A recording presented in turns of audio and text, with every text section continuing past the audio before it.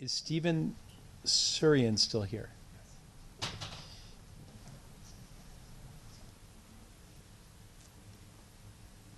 Welcome. Thank you. I'm in Southbury. I know we've been doing a lot of tours, so I don't know if Marianne Manzo maybe next. Sure, if you'd like to come up together.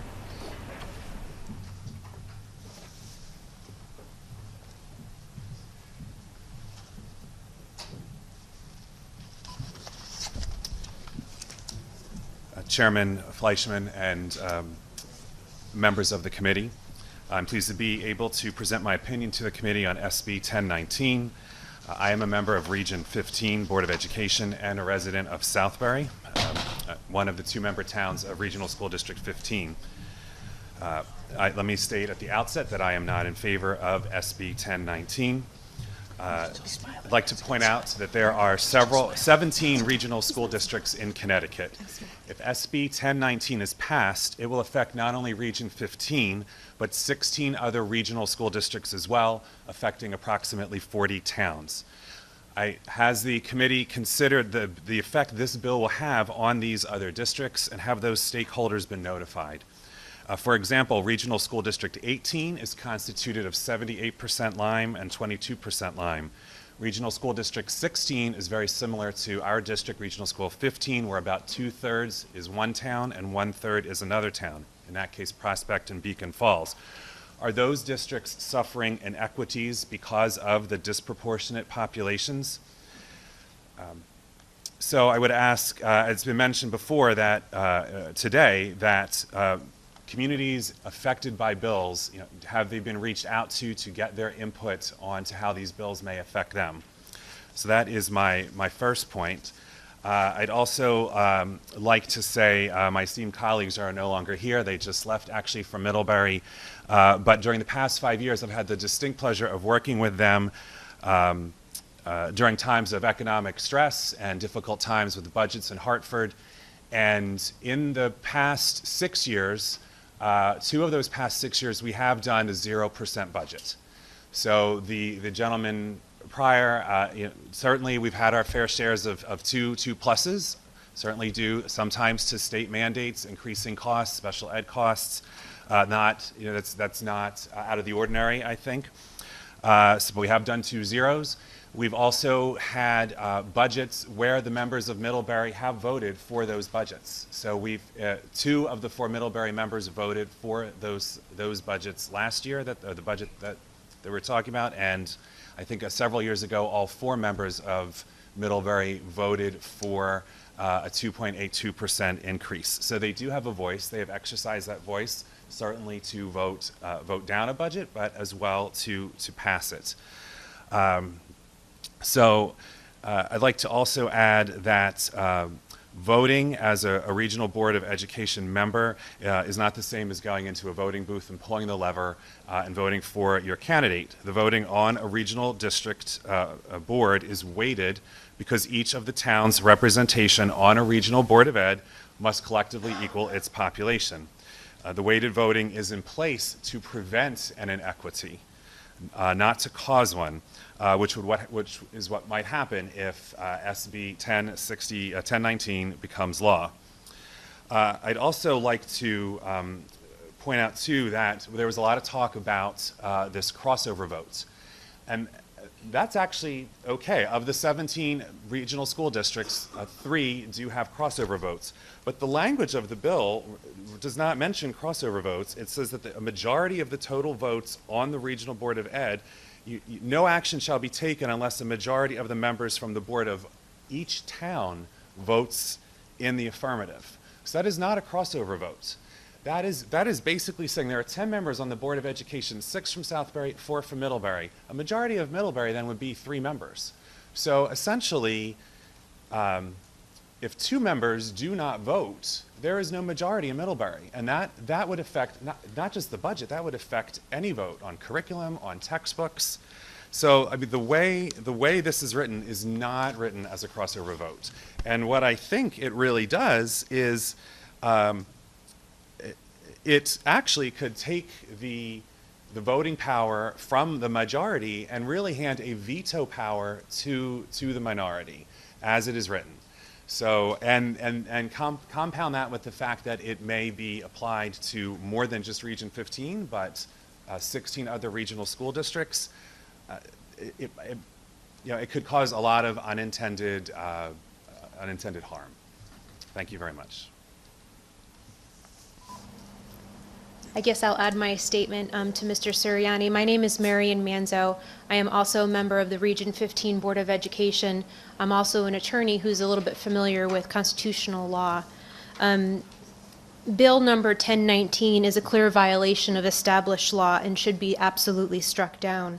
First, the Connecticut legislature has authorized the Commissioner of Education to decide issues on weighted votes among school districts that are regionalized, as provided for in Connecticut General Statutes 10-63S. The State Board of Education has determined that the Region 15 Board of Education has a weighted vote between its Middlebury and Southbury members, and that's the law for Region 15. Second, the text of this bill raises serious constitutional questions under the one-person, one-vote doctrine under the United States and the state constitutions. Historically, just to give you some perspective, from 1983 to 2000, Region 15 did have crossover voting, where at least one member for each town had to vote in the affirmative for a proposal. However, the population of Southbury greatly expanded, and a census indicated that a new plan of representation must be implemented. The State Department of Education stepped in to establish a plan of representation for Region 15. The Commissioner of Education notified us that the State Board of Education adopted a plan where it provided weighted voting for Middlebury and Southbury. Region 15 has accepted this plan, and it governs all of our activity. In 2005, First Selectman Ed St. John wrote a letter to the State Board of Education attempting to change this weighted vote, but he was not successful. We are here now because Middlebury is trying to take a second bite at the apple to bypass the State Board of Education by coming to you. If I may continue, Chair? Thank you. If you can. The State Board of Education clearly has the legal authority to decide that Region 15 must act by a weighted vote. Section 1063SA provides the Commissioner with that authority, but the statute also prescribes the way to change that weighted vote if the member towns are not happy with that. But instead of following that statute and going to the State Department of Education, Middlebury has come here trying to circumvent the law and by creating an exception. I believe someone asked about the one person, one vote, and I'd like to address that. The United States Supreme Court proclaimed that seats must be apportioned on a population basis. That was back in 1964. And basically, an individual's right to vote is unconstitutionally impaired when its weight is diluted when compared to the votes of other individuals. Here, the regional school districts are reapportioned every 10 years, and votes are weighted according to population size. To allow a minority of members to have veto power on the Board of Education over everything clearly makes a nullity of the one person, one vote power. Creating an exception to the law just for Region 15 is dangerous for a number of reasons. First, this bill is going to wreak havoc on existing law involving regional school districts. Counselor, Yep. you've made a strong case, but the bell did ring a while ago. If you could wrap up, I'm sure you'll get some questions. Sure. Region 15 is not special. All of the other 18 plus regional school districts in Connecticut have unequal populations between the towns forming the regional district. And I ask, is this committee prepared to upend the law for the 18 other school districts because one town is trying to circumvent the law? Thank you. Thank you both for your testimony. You raised a number of points that hadn't been so clear earlier, and I think for me it was very helpful. So personally, I find the bill as currently drafted to be, much as you've described it, sort of outside of the bounds. I'm a believer in Baker v. Carr, and I don't see how this bill comports with that Supreme Court decision. The question I have relates to the crossover vote, which isn't in the bill, but was discussed at length during testimony. I'm just wondering if either of you are of the opinion that that approach, a return to, ensuring that there's at least one crossover vote from the smaller community, whether that could make sense and comport with federal and state constitutional requirements. Chairman Fleischman, I would argue that it does not comport with the Constitution. The reason why the State Board of Education stepped in to stop the crossover vote back in 2004 was because it does not comport with the federal Constitution. That's why the census carries the day. So the crossover vote would not work. Again, it's the State Board of Education's decision that the crossover vote did not work and did not comport with the Constitution. And I think we should honor that and also honor the prescription of law on how to deal with this through the State Board of Education and not trying to do this through a special act only for Region 15. Thank you. And then my follow-up is for those of us who don't live in a regional school board situation, we're not so familiar with this appeal process you've described. So if folks in Middlebury do feel that there's a budget that's been passed and or a policy that's been set that is contrary to the interests of their community, but they were outvoted on your regional board, what sort of waiver could they get from the State Board of Ed under our current system?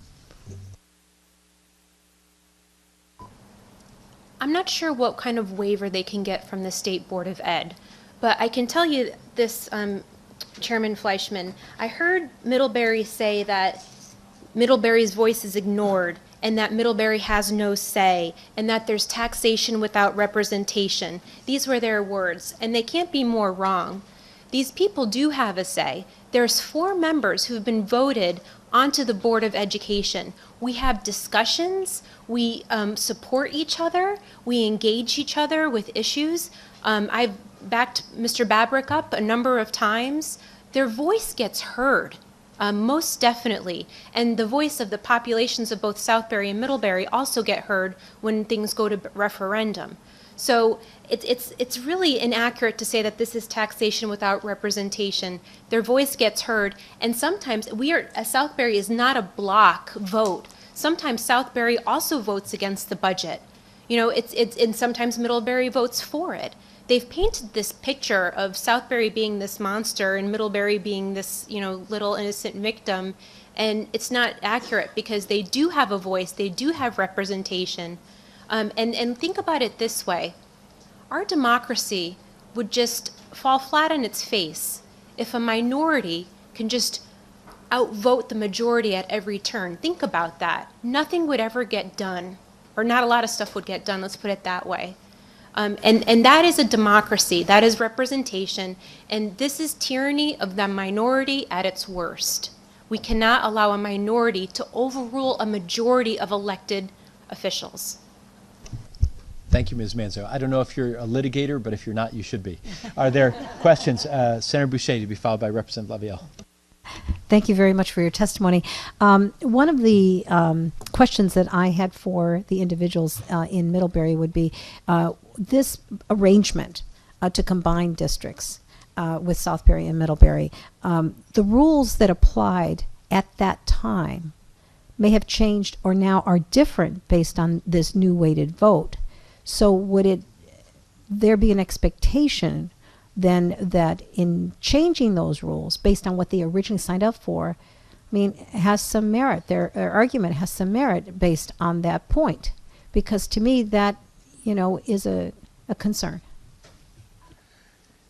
I understand you. I think the circumstances have changed. When the region was formed, the towns were of equal size, and now they are not. So the law is still the same, but the conditions have changed. I believe what has happened is that I believe the marriage counseling analogy is appropriate, and I do feel that there would be a possibility to approach the situation to maybe give them some assurances, have a discussion, a dialogue about what can be done to be within the law, but to make sure that you feel that you are getting the airtime that you deserve in terms of these discussions. So I do think that's possible. I do think that's possible, yes. Thank you for that. And lastly, if one side or the other would want to break apart, is there a process to do so? Yes, the process is spelled out in the statutes. You would need a majority vote from both towns to dissolve the region. Excuse me, you would need a majority vote from both towns? So the smaller town would have to have the majority vote of the larger community in order to break this union apart? But believe it or not, well, yes, that's true. I do think that would happen. I do think that believe it or not, Southbury would vote to stay and Middlebury would vote to leave, and Middlebury would vote to stay. And the reason I believe that is because of the economies of scale. Because if you're a third and then 2/3, and we don't want that, right? Because I think the students are much better off with these economies of scale. Absolutely, absolutely. I can't imagine these budgetary pressures with less of a pie. So, but yeah, to answer your question, yes, we both have to vote to separate. And that was an interesting response. So you're telling me, which is counterintuitive to everything we've been listening to today, because today we're hearing that Middlebury is very unhappy, and they might like some further voice or independence. And yet what you're saying to me now is that Southbury, if they were to split apart, would be the ones to vote in favor of that split rather than Middlebury. So it seems just counterintuitive to what we're hearing. Yes. Because Southbury is able to sustain more on its own because it is a larger town. And there just is a perception that in many cases Middlebury is maybe holding us back. That's the perception. That's the perception. And I also believe that with Middlebury too, I get the frustration that you feel like your sovereignty, your municipal budget is usurped because of what happens in a regional school district. So I understand that, but at the end of the day, it would cost them so much more to do it on their own that they need to be part of Region 15. So we're stuck with each other. And Senator Boucher, could I just add one thing to what Mr. Sirianni said as well? The process of divorce or de-regionalizing, there is a process for it, and it's not here with the Education Committee to do this Bill 1019. This is not the proper venue for what they're trying to do. And if they want to divorce, this is not the way to do it. But yet, as was explained, that the smaller community has no real power to actually break this relationship up. It is up to the majority of Southbury to agree.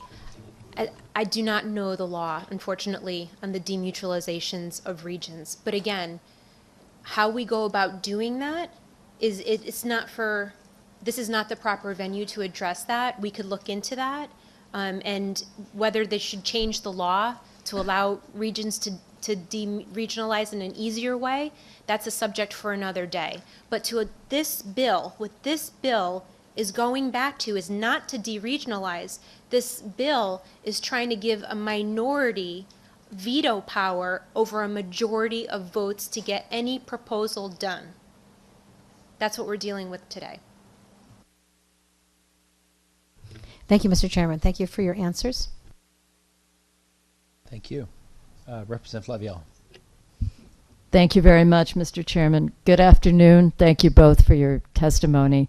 I think I understood just then that it's really you're saying that ironically that Middlebury would actually express satisfaction with staying with this situation, even given the discussion going on. So we don't need to deal with that. But you have made your argument about the existing law, the one person, one vote principle, and so on, very clear. And so I'm going to ask you a question that's sort of obvious given the clarity of your argument, but I need to ask it anyway. Earlier today, I asked Senator Hartley if there was any possibility that doing what is suggested in this bill would violate the various rulings on both the U.S. and the Connecticut level about one person, one vote. And she told me that she believed that the crossover vote formerly held up in the face of challenges vis-a-vis those rulings. So my question to you is, you would disagree with that, correct? Respectfully, Representative Lavielle, I would disagree with that. The reason the State Board of Education threw out the crossover vote is because it was improper. Imagine Southbury has 70% of the student population in the school. Middlebury has 30%. Southbury pays 70% of the student budget, of the school budget. Middlebury pays 30%. So for Middlebury to have veto power over everything would circumvent the will of a majority, made it possibly of Middlebury and Southbury, I have no idea. But it flies in the face of allowing a majority of the vote to carry the day. And again, if we allowed a minority of people to overturn everything a majority does, it turns our federal and state government on its head, including all the regional school districts in Connecticut. Right, because as the bill is written, it would apply far beyond your particular region. That is correct.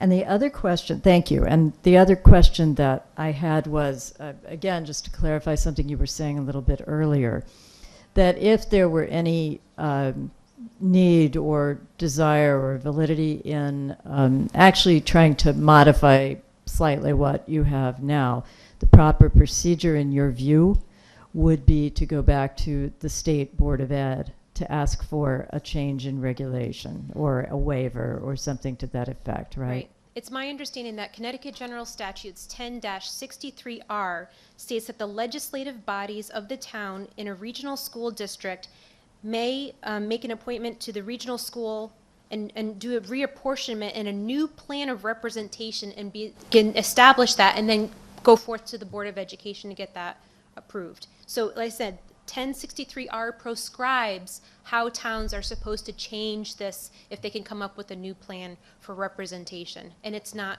coming here to create a special act for one particular region. So there's an established procedure. There is. Thank you. That's all very clear, and I appreciate your clarifications.